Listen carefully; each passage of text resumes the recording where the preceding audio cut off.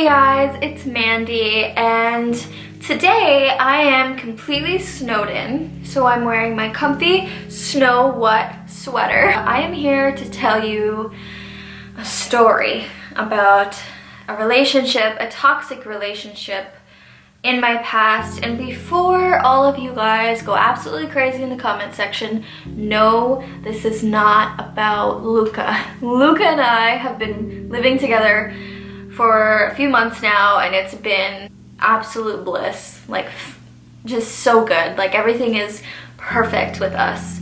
Truly, like truly, it's been great. Like, yeah, there's a little bit of old couple arguing and bickering or whatever, but everything's been great, so don't worry, this is not about Luca. This is actually something that happened to me over 3 years ago, around 4 years ago now. Wow, time goes by really fast. Not when you're in high school or school, but time goes by really fast when you get out of school and you start working and you start living your life and like adulting. Maybe not for everybody, but for me, and I know a lot of people do say that time goes by fast, but it really, really does. Time also flies when you are in a healthy relationship, I think. Time goes by really fast when you're happy. I'm snowed in, I'm nice and warm in my house, I've got a little drink going on here, so you guys sit back, get some comfy clothes on, put some jammies on, get yourself a drink, get yourself something to eat, and I'm gonna jump right into this story. So I'm not gonna make any assumptions here, and I'm not going to say any words that could get this person into any kind of trouble, but it was a little weird. And looking back on it now, as an adult, like a real adult, almost 23 years old, yeah, it was a little freaking weird. As you guys know, I've been into theater my entire life. I always enjoyed theater. It's been heaven to me. It saved me when I was getting bullied, and it's always been my thing, and I've always loved it. I met this person in my theater group. I had been doing shows with him for a while. Let's call him Bob. Bob. I think I've spoken about him briefly in my other video of the worst audition ever. Said that I would continue or give a little bit of a true backstory as to where that guy came from in the relationship. I met this guy Bob, and he was a really nice guy, or so I thought, but that's what all sociopathic, narcissistic, abusive people do. They manipulate you into thinking that there's something that they're not. He was a really nice person. I started being friends with him when I was 17 years old. He was 27. And if you're 27 and you are attracted and interested in a 17-year-old, it's a little weird. But at the time, I did not think that at all. I just thought it was innocent. I didn't really see him in that way romantically whatsoever. I wasn't attracted to him at all. I never thought anything of it. But until the day I turned 18. The day I turned 18, I got a message from Bob. He asked me if I wanted to go on a date to celebrate my birthday. I thought really, really long and hard about it because I really wasn't interested in him at all. I really didn't want to lead him on in any kind of way. You know, I didn't want to tell my parents because I knew his age and I thought it could be weird, and I knew that they wouldn't be happy about it. I ended up messaging him back and saying, look, not looking for a relationship right now. You know, I'm really good with being your friend, and that's it. And he said, don't worry, no problem, let me just take you out anyways. I said, like naive 18-year-old Mandy, I said, okay, sure, as long as you know I'm not looking for a relationship. Well, I ended up going out with him. Now, Bob had a career, a car, money, like he was set. And as a 27-year-old, like, you should be set, like, in that way. And as an 18-year-old who just graduated high school, I had only dealt with the stupid idiots that I dated in the past in high school that never amounted to anything, that in itself, I dealt with a lot of abusive, toxic relationships in high school that I will deal with later on in the prom season, because man, my after prom was a mess. So I was dealing with boys in high school that I never had any good relationships with, that I had really bad relationships with, that never went to class, that failed all their courses, that never worked a day in their lives, that got kicked out of school or never amounted to anything. And that's all I knew when it came to the boy world of, you know, my life, my 18-year-old life. So seeing Bob, who had all of his crap together, taking me out, driving me downtown, taking me to an aquarium, a comedy show, and a really expensive fancy dinner, after that night I was like, wow, this is the best I've ever had, and this will be the only good thing I'll ever have. I'll never find anything like this again.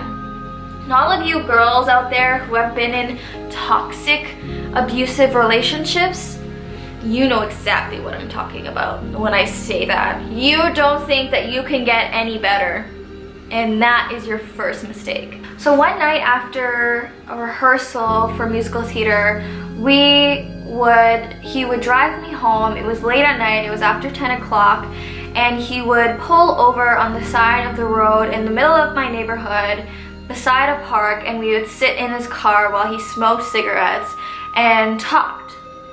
And one night there was a cop that came by. I don't know why. I think somebody reported his car because he had a sketchy ass black window tinted car, and I think the house that we were parked in front of got freaked out about it and called the cops. And so we were sitting there and the cop pulls up, and what does Bob do? With an 18-year-old in his passenger seat, as a 27-year-old, he decided to floor it and escape from this cop. So I'm like, what are you doing? What are you doing? What are you doing? And he just kept driving, and this cop had his lights on, his sirens on, and I'm like, honestly, Bob, just pull over. Like, I can't do this. Like, pull over right now. So we pulled over. The cop comes over and he's like, why did you run away like that? Why would you drive away from a police officer? Can you please step out of the vehicle? As he stepped out of the vehicle, the cop looked at me and he said, how old are you? Are you okay? Are you safe? Should you be telling me something? Like, he was worried about me. And when I look back at it now, I'm like, well, duh. He pulled Bob out of the car and I overheard their conversation. The police officer said, who is that girl in your car right now? For the first time ever, Bob said, that's my girlfriend. We had not discussed this. I was still putting him in the friend zone, and I didn't consent to being okay to being his girlfriend. But later on, during that period of time, like throughout the weeks or whatever, we had been seeing each other a lot. And finally, he asked me if I could be his girlfriend, and I said, what the hell, I'll try it out. If I don't like it, we'll break up. Like, might as well. I've been spending a lot of time with you. You buy me things, you take me out, you have a career, you have a car. I don't think I'm gonna do better than this, because guys, I had no experience with the real world and what guys are out there, and all I knew about guys were the ones that were in high school that treated me like crap. So dating him, and he is such a nice guy, or so I thought. I eventually told my mom, I said, look, before you say anything, let me invite him over so you can meet him, like get to know him before you make any assumptions about him being, you know, our age gap. My dad was originally really upset about it. He was not okay with it at all until they met him. That was around February. In February, he decided to come to my house super early, Valentine's Day morning, and he made a huge breakfast spread. Now, this guy went to culinary school, so he was a really good cook. He made a huge Valentine's Day spread for my family before they woke up in the morning. I'm talking pancakes, I'm talking waffles, I'm talking eggs, I'm talking bacon, even though I don't eat that. I'm talking a fruit salad, I'm talking orange juice, I'm talking about mimosas, all of that good stuff. He surprised my parents when they woke up and he had this all ready for them, and it was so sweet, and he won them over. Time goes on, he won my friends over, he won my family over. Everybody loved him because he was so lovable, he was so nice, he did so much for everybody. Anyways, he started acting different. He never wanted to see or hang out with any of my friends. So I always had to be with his friends. And I hardly ever saw my friends because of that. Every time I would go out with my friends, he would act really jealous. He would check my phone constantly when he thought I wasn't looking or he thought I was sleeping, but I knew. He would act really weird about it, so I always hung out with his friends. And you know what? I actually really liked his friends, and I made a really good friend with one of his friends' girlfriends.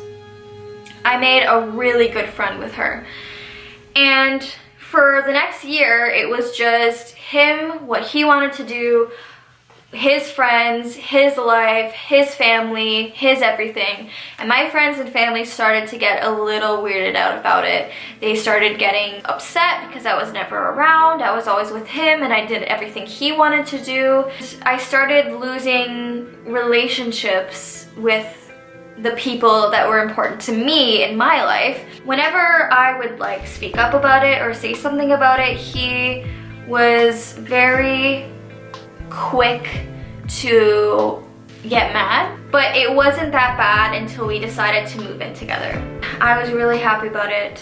He gave me a promise ring and he told me that he planned on marrying me within the next year or so. So he gave me this promise ring, and I had never gotten a promise ring before. No one's ever given me anything like that, and I was really amazed. I was really touched. I was so in love. I really was. This is after a long time, and I was so blind and I was so madly in love with him that I didn't really care about anything else, and I focused so much on us and our relationship and everything that he wanted. So I moved in with him and things were okay for a few months. After a few months, he did a complete 180. You know, it's true when they say you don't really know a person until you live with them. So let's just do a little bit of a sum up. He got me to date him. He wooed my family. He wooed my friends. He got me into a place with him. And he got me to believe that he was going to propose soon and we were going to start our life together. At this point, I am now 19 and he is now 28, 29. I didn't even have a car yet. He had a car. And before I moved in with him, I asked him if he was okay with that. I said, you know, like maybe I should wait till like get my license and get a car so that I'm not relying on you so much and it's easier on you. But he made it seem like he was gonna help me out. And you know what? People who love each other should be helping each other out in that way. I lived about a 10 to 15 minute drive from my workplace. And if I take the bus, it takes about 2 hours. I was in a hair salon and I was doing my apprenticeship and I was in like classes and courses and I didn't have a set station to do my work. So I had to carry this huge box of equipment every single day to work and go to school and do all that stuff. Did he drive me when he could? Nope. Forced me to take the bus every single day in the middle of the night. Sometimes I would finish at 9 and I wouldn't get home till 11. And guys, it is sketchy out there. And like on his days off, on the weekends, I would still work and he wouldn't drive me. And if I said, it's snowing out, it's really cold, or it's freezing rain, and the walk from my house to the bus station was like 15 to 20 minutes. And listen, I know people go through a lot worse, but it takes 2 seconds for your boyfriend, I'm sorry, if your boyfriend's not driving you to work on his days off, when you don't have any other way except for the 2-hour bus, which could be a 10-minute drive, that's just not cool. Because that's not even close to the worst of it. So he would make me take the bus, and if I, asked him if he would drive me and he didn't, I would say, like, that sucks. He would call me a bitch, he would swear at me, he would yell at me, and he would call me names, and that, you guys, should be your first red flag. If your man is calling you names, putting you down, making you feel bad about yourself, forcing you to do things on your own when he could easily help you out, there were a lot of red flags. And even in my own mind, I was like, this doesn't feel right. I'm not happy. He's putting me down. He's calling me names. He's verbally abusing me, and I didn't really know what to do. I had just left my family, my parents' house. I moved in with him. He promised that he would propose, and now what? And at the same time, I don't know if I'm gonna get any better than this. And that's the thing that kept going on in my mind, and that's the worst. Time went on, and we were in another show together. And in this show, there was this young 15-year-old girl. And this girl was absolutely beautiful. If you're watching this and you're the girl that I'm talking about, I love you so much. I'm not naming any names out of respect for these people, but if you know my situation and you know who I'm talking about, you know. So this girl, she's very beautiful and very voluptuous. This girl developed early and she had a booty. And Bob decided that he had a strange attraction to her, and we'd come home from rehearsals and he would compare my looks to hers and tell me that she had a better ass than I did, and she had a nicer this and a nicer that, and it was very perverted and it was very gross. And that was my first sign of, okay, this guy obviously has a thing for young, vulnerable, naive girls. And that to me is sick. It was very hurtful and it was very disturbing, because on one end I'm like, why are you looking at a 15-year-old's body? And number two, why are you comparing her to me and making me feel bad about myself? And this behavior continued on and on and on. We would be in bed together and he would say, hey, do you want to see like this chick with a really great rack or a really great butt or really great whatever? I remember the first time he did it, and I thought that he was gonna pull up a picture of me as like a sweet, cute, romantic gesture, and he wouldn't. He would show me all of these girls, he would show them off to me and compare them to me, and he never complimented me, ever, not once. Not once. I would feel so down about myself. I thought I was so less than what I am and what I deserve to feel.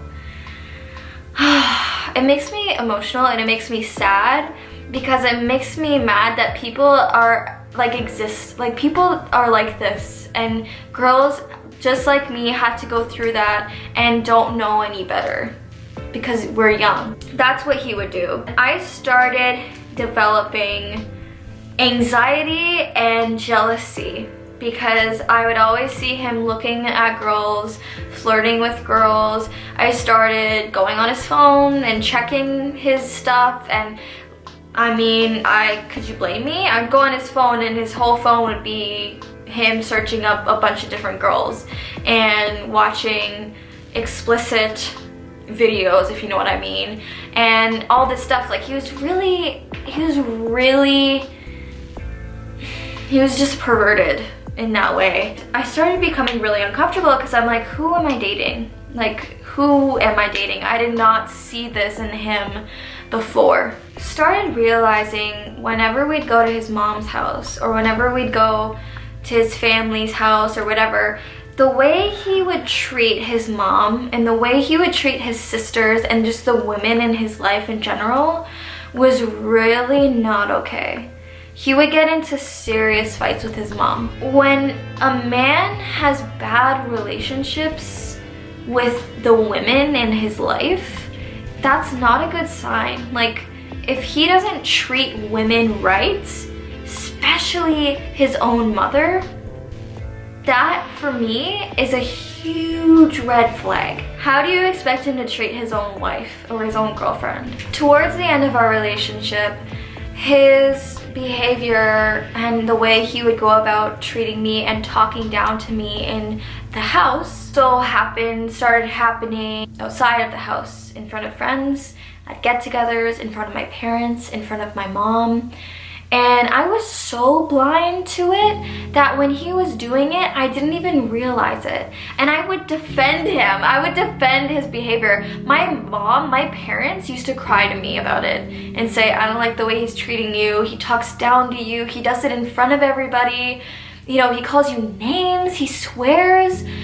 We don't want you with him. And I would say, you're crazy. I love him. He's amazing. He's given me so much. He does so much for me. You know, he's the best I'll ever get. He has a career. He has all these things. He can provide for me. He can support me. All of these things, and I would defend him. Until one night, we were invited to my cousin's wedding. And we went to the wedding. And I'm a hopeless romantic, you know. If there's a wedding or if there's some kind of dance, you know, I want to be asked to dance, even if it's for one song, a slow dance. I deserve that much, right? So I told him, I'm like, will you dance with me? And he said no. And I said, will you dance with me at least once? And he said no. And I begged him and I pleaded and I was sad. All of my family and friends were out dancing with their loved ones and their boyfriends and their girlfriends and having a great time. The DJ finally said, it came to the last song and I was sitting there at the table like this, watching everybody else dance. The DJ was like, hey everybody, this is the last song, this is the last slow dance, take advantage of it, blah, blah, blah. So I looked at him and I said, I just gave him a look of like, please. And he said no. And finally my grandpa, my sweet grandpa, came up to me and gave me his hand like this and asked me to dance with him. And so I went up and I danced and I cried the whole dance on him. I cried on his shoulder the whole time. While I was on the dance floor dancing with my grandpa, my mom noticed that there was something off about Bob. She went up to him and she asked him what was wrong, and he immediately turned to her and yelled, your daughter's being a bitch. My mom, like, was taken back. She couldn't believe what he just said to her, and that was it. That was it. After that, that was it. My family resented him, hated him, and couldn't stand him, did not want me with him. And my best friend Heather hated him, didn't like the way he spoke to me, you know, all this stuff. And she would always say, Mandy, you deserve better, you deserve better. What are you doing with this guy? Like, and I just didn't see it. I defended him, and you know, my mom even told me what he said and I defended him. Later on, you know, my graduation, my mom decided to throw me a really big surprise graduation party celebrating me getting my hairstyling degree. Set up this big party and I got there, and Bob told me as soon as I got there that he had to leave because he made prior commitments with his friends to go drinking with his friends. At my graduation party, he decided to leave and go drink with his friends. Yeah. So he decided that he wanted to break up with me, explore other women, and I knew that because as soon as he broke up with me, the first thing that he did was message a whole bunch of girls and go out partying for the next week. And I was heartbroken, I was hurting, I was suffering so hard. You know how I said before that I was really close with this girl that was his friend's girlfriend? Her and I had become best friends at that point. So I immediately went over to her house and I told her everything and I cried to her, and for the next few weeks her and I became even closer, and we went out together, we had a good time together, we went to music festivals together, we did everything together, we texted all the time. And she had been in a relationship with her boyfriend for years, and they were planning on getting married soon. And Bob, he had told her that if I was invited to this wedding, he would never go or speak to them ever again, and that they couldn't be friends with him if they were friends with me. So they were friends with him first, they were friends with him longer, they ditched me, dumped me, and went with him. And you know what, it's not like they messed up, but they weren't happy about it. It wasn't an easy decision for them. They were like, how could he do this to us? Like, how could he make us choose? He's almost 30 and he's really he's gonna do that? They weren't happy about it, but their loyalty lied with him. So here I am, lost, broken, heartbroken, my friends are leaving me. And if that isn't enough, he decided to go to the theater group that I joined before him and talk so badly about me that he actually managed to turn a bunch of people against me. And now I don't go to that theater group anymore because I can't even get through an audition without feeling like crap or being made to feel like crap. And you guys can watch my StoryTime video on that just to see. Anyways, I went through so much with this person. And if that isn't enough, after a few months, I moved on. I met Luca. I started posting pictures. And he saw those pictures. And he messaged me after months and months and months of ignoring me. He messaged me and he said, "Who's that guy you're with? Have you kissed him yet? Have you done anything with him yet? Is he your boyfriend? Is he this? Is he that?" Freaking out at me. And I'm like, wow. I'm like, it's none of your business. I don't really care what you think about that. I don't really care what you have to say. And he goes, "If I ask you to come back to me, will you leave him?" And I said, "You haven't spoken to me in months, and now that you see that I've moved on and I'm with somebody else who is 10 million gazillion bazillion times better than you decide to message me out of nowhere?" Okay. So anyways, he blocked me off of everything. So I can't see any of his stuff or whatever, but I know that he's still single. He's been single for the last 4 years. He had been single for 6 years before he dated me. And clearly this is a repetitive thing. So the girlfriend that he dated before me actually ended up going insane and needs like mental help. Like, I'm pretty sure she's in a psych ward right now. And I can't blame her. He goes on his work account and he continues to stalk my social medias. And it's a little creepy, I have to say. He's probably watching this video right now, so if you're here, hi Bob. The best revenge is success, and you know what? I forgive you if you're watching this. I forgive you, Bob, because you taught me what to look for in a toxic relationship, and you're the one who taught me all the red flags to look for in a relationship. I thought because he always compared me with other girls, he always called me names, he always put me down, he never complimented me. I thought I was the ugliest, worthless piece of crap ever. And it's funny because I was so glum and I was so down.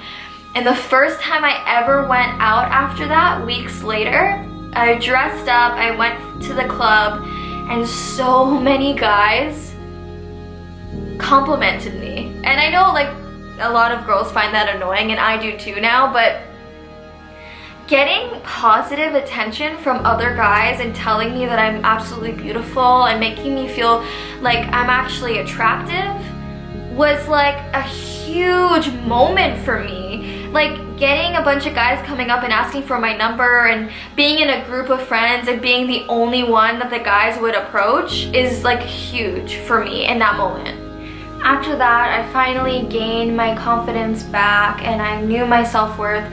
When I started dating Luca, I was such a broken person and I didn't know what I deserved in a relationship, and I never actually had a relationship with a man that treated me right. So every time I would see Luca and he'd pick me up in his car to go on a date, never once did he not compliment me.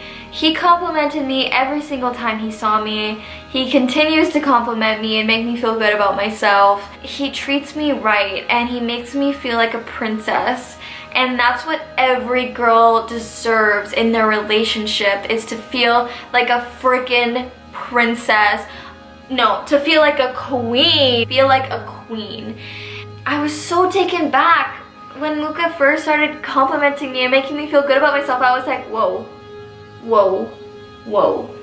This guy compliments me, he apologizes when he's in the wrong, and he actually does things for me. Like, we do things for each other. He will go out of his way to do things for me, and that means so much. I'm gonna marry him.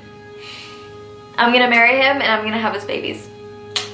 Anyways, guys, if you are in a toxic relationship, a verbal abusive relationship, physical abusive relationship, mentally, emotionally, spiritually, any kind of abusive relationship, the red flags, there's a few red flags. And you know what? I'm gonna make a video of what those red flags are and what to look for in a relationship, because this video has already gone on for way too long already. But I wanted to explain to you guys the story, and that was it in a nutshell. That was very summed up. If I told you everything, detail after detail, we would be sitting here for the next 5 days. There's a lot of things that went on that is too personal that I don't really feel comfortable